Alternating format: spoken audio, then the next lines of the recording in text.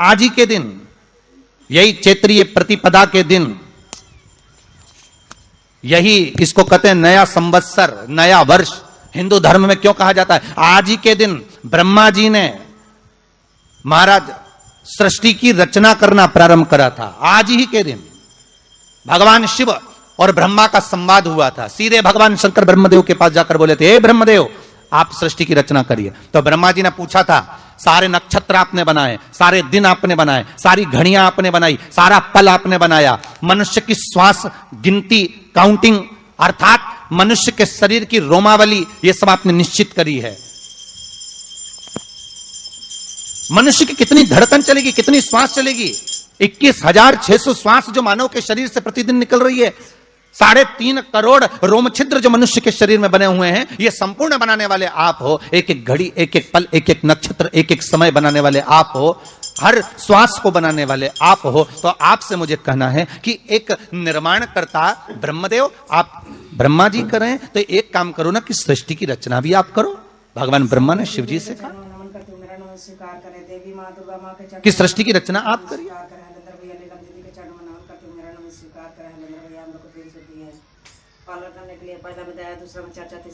महाराज भगवान ओघड़दानी त्रिकालदर्शी शंभु कहते हैं, मेरा कैलाशी मेरा शिव कहता है, नहीं नहीं नहीं, ब्रह्मदेव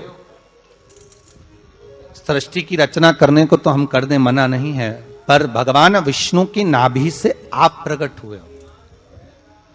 भगवान शेषनाग की सैया पर शयन कर रहे हैं, और भगवान जब शेषनाग की सैया पर शयन कर रहे हैं, उस शेषनाग की सैया से सोते हुए भगवान ने अपने नाभि कोश से आपको प्रकट करा है कमल के पुष्प के ऊपर। और आप भगवान की अंतः नाभि में, ब्रह्मदेव ना जाने हजारों वर्ष तक आप नाभि में प्रवेश करते गए, हजारों वर्ष तक आप नाभि के अंदर जाकर साधना करते रहे, और साधना करने के बाद भी आपको यह पता ना चल पाया कि आपका प्रागट्य बिंदु क्या रहा। ब्रह्मदेव सृष्टि की रचना आप करिए।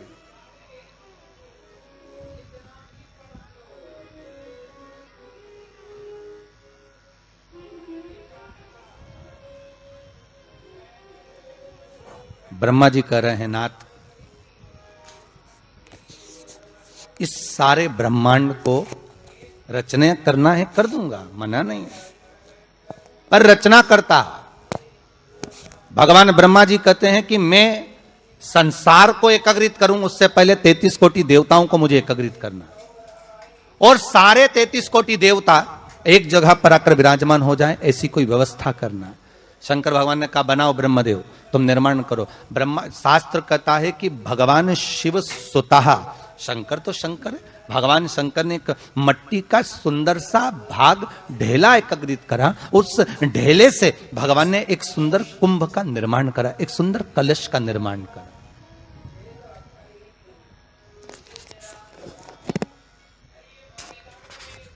देखिए कितनी सुंदर कथा है। अगर आप लिंग पुराण में इस कथा को निकालोगे तो एक आनंद की अनुभूति और होगी। अगर किसी के मन में संशय हो कि यह कथा कहां से ली गई है, तो लिंग पुराण में से आप इसको निकालिए। उसमें वर्णन किया गया कि सफेद मट्टी का शिवलिंग, लाल मट्टी का शिवलिंग, पीली मट्टी का शिवलिंग, काली मट्टी का शिवलिंग, उस शिवलिंग के निर्माण के पहले जब भगवान का पूजन करने के लिए पात्र की जरूरत पड़ी, तो उस पात्र का निर्माण किसने करवाया था?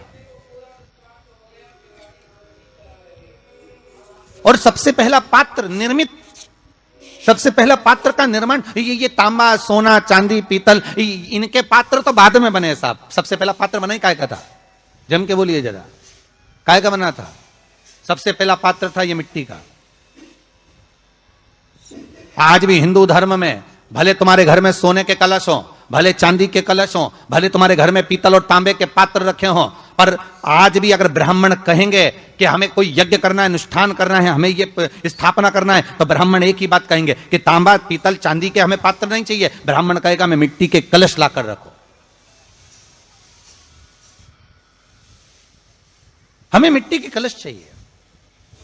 और कितना बड़ा प्रमाण है जी, शास्त्र का प्रमाण देखिए कितना बड़ा है। आप किसी दूसरे घर में जा रहे हो, आप अपना घर छोड़कर और दूसरे मकान में जा रहे हो और आपको लगा कि मैं इस घर में अब 15-20 दिन नहीं आऊंगा, 1 महीना नहीं आऊंगा, तो शिव महापुराण की कथा कितना सुंदर कहती है कि अगर आप जा रहे हो और आपको ऐसा भय लगता है कि इस मकान में कोई दूसरी प्रवेश ना करे, कोई दूसरा जीव ना आ जाए, इस मकान में कोई अंतरात्मा ना आए, इस मकान पर कोई टोना ना करे, इस मकान में कोई टोटका ना करे, इस मकान में कोई जादू ना करे, तो उसके लिए शिव महापुराण की लिंग पुराण वर्णन करती है कि मात्र एक मट्टी का कलश, उस मट्टी के कलश में एक महाराज थोड़ा सा धान भरकर उसमें 1 सिक्का 1 रुपया उसके अंदर डालकर और 1 बेलपत्र उसके अंदर डालकर उसको उसके एक दिए से या प्लेट से या नरियल से उसको रखकर एक स्थान में ईशान के अंतर्गत उसको रखकर चले जाइए। उस मकान में ना तो कोई भीतर प्रवेश कर सकता है, उस मकान में ना कोई टोना कर सकता है, उस मकान में ना कोई टोटका कर सकता है, उस मकान में ना किसी की नजर लगती है। और वो पात्र कोई दूसरा नहीं होना, वो पात्र होना चाहिए मट्टी का कलश। मट्टी के कलश की बड़ी महत्वता है।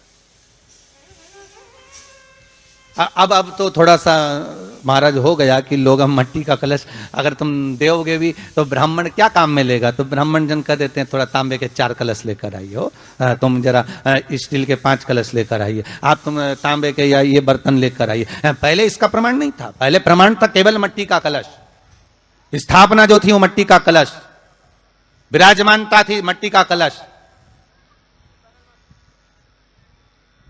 जिसका निर्माण स्वयं भगवान शिव शंकर, भगवान शंभु, भगवान त्रिकालदर्शी कैलाशी स्वयं लिंग पुराण के अंतर्गत शास्त्र वर्णन करता है कि जिस समय सुंदर शिवलिंग की स्थापना करी गई, शिवलिंग का निर्माण करने के लिए भगवान ने, और स्कंद पुराण में भी आता है यही बात, शिव महापुराण में भी आती है, और आपको पहले भी कथा में कहा कि ब्राह्मण सफेद मट्टी का शिवलिंग बना, पहले भी कथा में कहा, आज फिर कह रहा है। क्षत्रिय लाल मट्टी का शिवलिंग बना है, वैश्य पीली मट्टी का शिवलिंग बना है, शूद्र काली मिट्टी का शिवलिंग का निर्माण।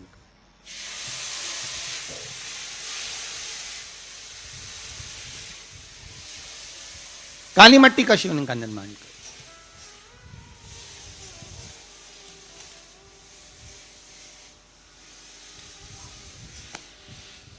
एक बहुत अच्छी बात कहें, अगर आप लोगों को अच्छा लगे तो अपनी जिंदगी में उतारना, ना अच्छा लगे तो उसको छोड़ देना, ठीक है। जितने लोग भी कथा सुन रहे हो बहुत ध्यान देना,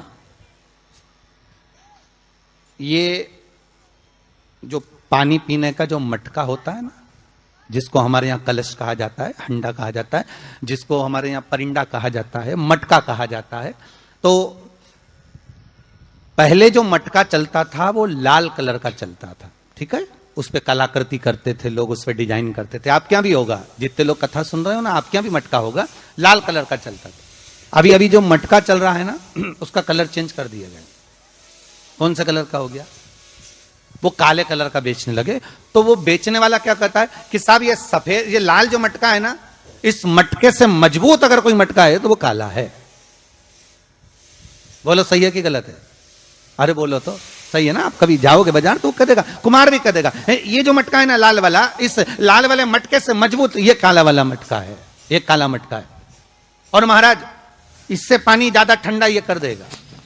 पर शिव महापुराण की कथा, लिंग पुराण की कथा कहती है, और अगर आपने बैसाख मास की कथा को श्रवण कराओ, बैसाख की एक कथा होती है, उसको अगर आपने श्रवण कराओ तो उसमें वर्णन आता है कि घर के अंदर जहां पर आप पानी पीते हो, जिस स्थान पर अन्नपूर्णा निवास करती है, जिस स्थान पर अन्नपूर्णा का वासा होता है, रसोई घर में जहां पर भोजन बनता है, उस स्थान पर काला मटका नहीं रखा जाता। काला हंडा, काला मटका उस स्थान पर नहीं रखते। पर आज फैशन के हिसाब से, अरे साहब वो ये मटका थोड़ा कम ठंडा पानी देगा तो ये मटका ज्यादा ठंडा पानी देगा, तो उसको काले मटके को रखते। पर हमारा शास्त्र कहता है काला मटका लोग रखते कहां थे? पहले जो शास्त्र रीति थी, उस काले मटके को रखते थे जब मकान बनता था, जब प्रॉपर्टी बनती थी, जब जमीन बनती थी, जब जायदाद बनती थी, संपदा बनती थी, तो उस स्थान पर उस काले मटके को केवल नजरोटे के लिए, केवल हाय के लिए, केवल नजर के लिए रखा जाता था। उसको लोग लेना पसंद नहीं करते। पर आज के व्यक्ति को अगर कह दिया जाए कि ये 2 मटके रखे हैं साहब, लाल भी है और काला भी है, तो कौन सा पसंद करेगा? वो काला वाला ही दे दीजिए साहब, ये पानी ज्यादा ठंडा करेगा, उसकी श्रेष्ठता रहेगी। नहीं, शिव पुराण कह रहे, भगवान कुंभ का निर्माण कर रहे हैं, भगवान कलश का निर्माण कर रहे हैं, और भगवान स्वयं ब्रह्मदेव कर रहे हैं कि आप ऐसा निर्माण कर दो जिसमें 33 कोटि देवता स्वतः विराजमान हो जाए। तो भगवान ने उस कलश का निर्माण कर दिया। अब कलश का निर्माण करा तो स्वयं भगवान ब्रह्मदेव बोले, प्रभु इस कलश के अंदर मेरा स्थान कहां है? मेरा स्थान कहां है?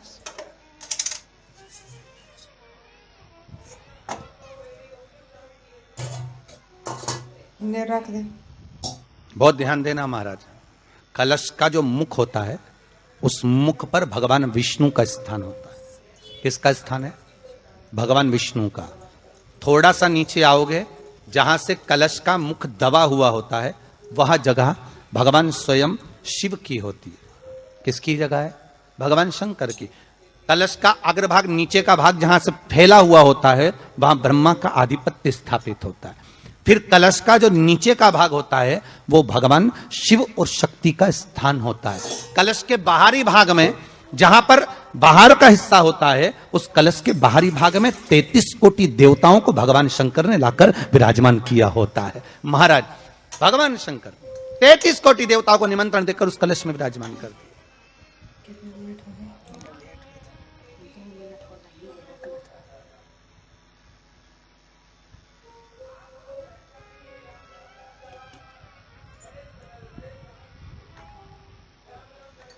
कितना सुंदर लिखा है देवी भागवत के अंदर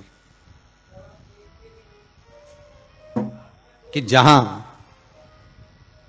जगह पर किसी देवताओं को बुलाने की जरूरत नहीं होती, 33 कोटि देवता उस जगह पर स्वतः विराजमान हो जाते हैं। स्वयं 33 कोटि देवता स्वयं वहां विराजमान। और कितनी महत्वता कलश की महाराज।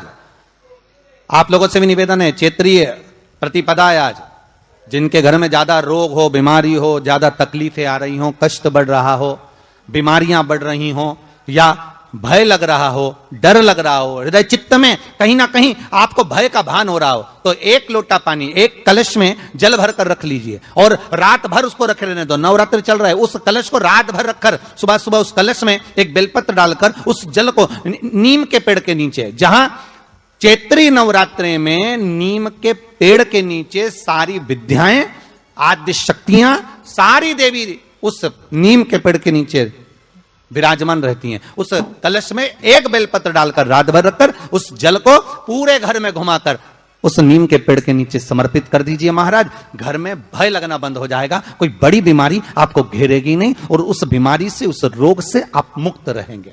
उस बीमारी से, उस रोग से आप मुक्त पाएंगे। वो बीमारी आपको घेर नहीं।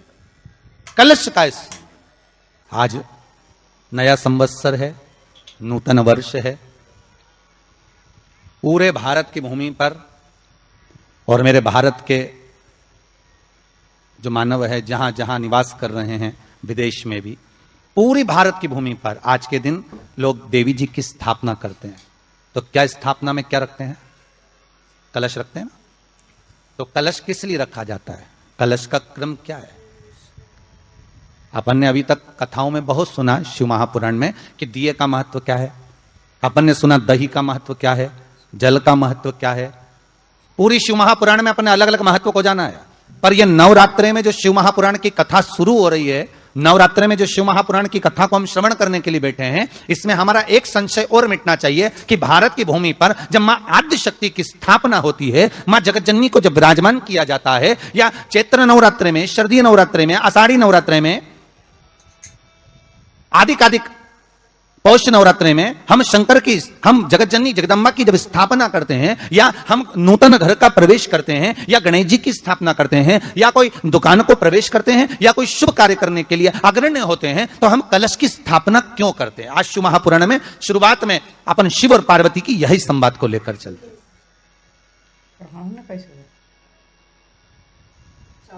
आखिर कलश में ऐसा क्या है? कलश के अंदर आखिर ऐसा क्या विराजमान है कि 33 कोटि देवता उस कलश के अंदर आकर बैठ जाते हैं महाराज?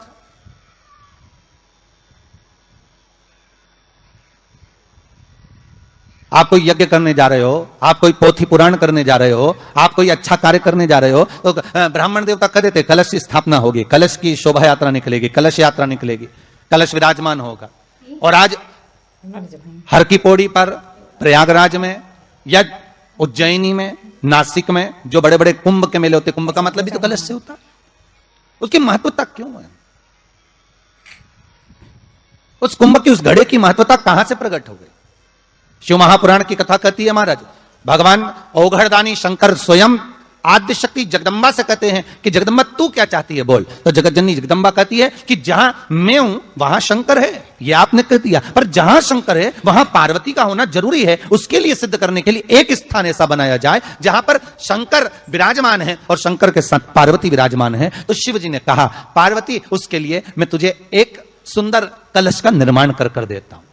ध्यान देना, कई लोग पूछते हैं महाराज जी क्या घर में शंकर जी का शिवलिंग रख सकते हैं? रख सकते हो, मना नहीं है। जिसके घर में शंकर का शिवलिंग रहता है उसके घर में कभी बड़ा रोग प्रवेश नहीं करता। शंकर का शिवलिंग हो, पर शिवलिंग का भी प्रमाण है साहब, घर में जो भी मूर्ति होती है, जमीन ये जमीन है, इससे अंगूठे को उठाकर देख लो, हाथ को, बस इतनी बड़ी मूर्ति, प्रतिमा, स्वरूप घर के अंदर होना चाहिए, इससे बड़ी नहीं।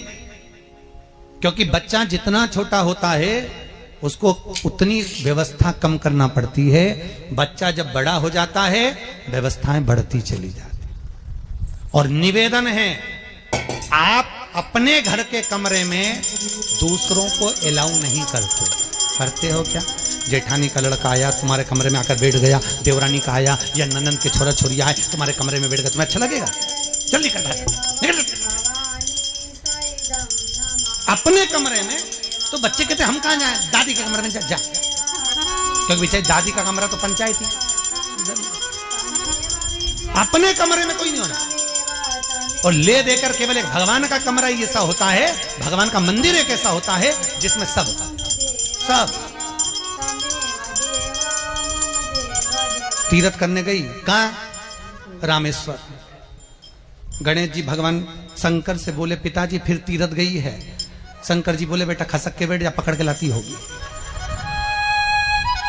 तीर्थ गई, वहां से रामेश्वर जी को ले आई, फिर बद्रीनाथ गई, वहां से पकड़ लाई, द्वारका गई, वहां से ले आई। इतना सारा देवी देवता एक ही मंदिर में, सारा पितर देव, ये देव वो देव सब देखा, बेचारा ये सब खसकाया बैठा। इतना सा तो मंदिर, उसमें भी ऐसा फंसाया बैठा, और उसी में पानी का लोटा, उसी में जल सब रख गई, और मालूम पड़े वो लोटा भी लुढ़क गया, सब गीला हो गए। गणेश जी ने कहा पिताजी पूरे गीला हो गए। शंकर भगवान बोले बेटा अब तो आरती करके गई, कल ही आएगी। अब तो गई, और सुबह से आई, इतनी सी शक्कर लिए, इतनी सी कटोरी में, और आरती भी कर रही शक्कर धर के, और दिया हाथ में, और इधर हाथ में घंटी, तन मन धन सब कुछ तेरा, मुंह से बोल रही तेरा, ऊपर से दिखा रही ठेंगा, समझना मत ही तेरा, समझना नहीं तेरा। पहले के लोग घंटी बजाते थे तो अंगूठा नीचे रखते रहे, आज के जमाने में तन मन धन सब कुछ तेरा, समझ भगवान भी कहे का बस इतनी सी शक्कर, और सब भगवान के सामने एक इतनी सी शक्कर धर दी। गणेश जी के मैं खाऊं, राम जी के मैं खाऊं, हनुमान जी के मैं खाऊं, सब झगड़ रहा है। इतने में सब झगड़ रहे थे, इन्होंने विचार करा, इनने खाने के चक्कर में अपनी किचकिच कराई, अब की बार ये किचन में जाओ तो अपन भी किचकिच कराओ। अब सारे पंडितों से पूछती फिर रही महाराज घर में शांति नहीं, घर में शांति नहीं। अब महाराज जी के कहीं मालूम कि क्यों शांति नहीं, जब देवताओं का किचकिच कराएगी तो तुझे कौन छोड़ेगा, जकर किचकिच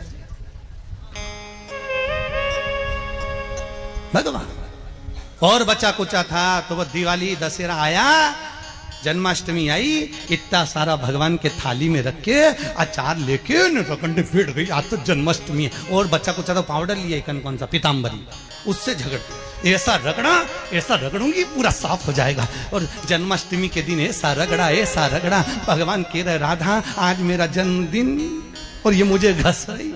भगवान बोले अब घस लेने दे। राधा जी बोली कोई बात नहीं, बाद में मैं उपटन लगा दूंगी प्रभु, अब इसका जन्मदिन आने दे, जैसी करनी वैसी भरनी। अब खुद का जन्मदिन आया, शादी की सालगिरह आई, पति के साथ जा रही थी मंदिर में दर्शन करने, स्पीड ब्रेकर पे से एसी फिकाई, सब दूर से घस आई, 4 दिन तक हॉस्पिटल में पड़ी रही। सब मिलने आए, जीजी कैसे हो गया? मेरा तो बताओ, मंदिर जा रही थी और घिसा गई। भगवान बोले तूने मेरे जन्मदिन पे घसा, तेरे जन्मदिन में मैंने घसा, हिसाब बना और घस जा, घस ले, घस ले। क्यों? भगवत भजन चित्त वृत्ति में, परमात्मा में भाव होना चाहिए। निर्मल मन सो मोहि पावा, मोहि छल छिद्र कपट ना। भगवान कहां कहते मुझे कुछ चाहिए? महापुराण की कथा कहती है शिव मंदिर के 3 स्थान ऐसे हैं जहां पर बैठकर केवल बैठ जाओ तो भी फल मिलता है। शिव मंदिर के, शिव धाम के, शंकर के मंदिर के 3 स्थान ऐसे हैं जहां बैठ जाओ, कुछ मत मांगो, कुछ मत बोलो तो भी फल मिल जाए।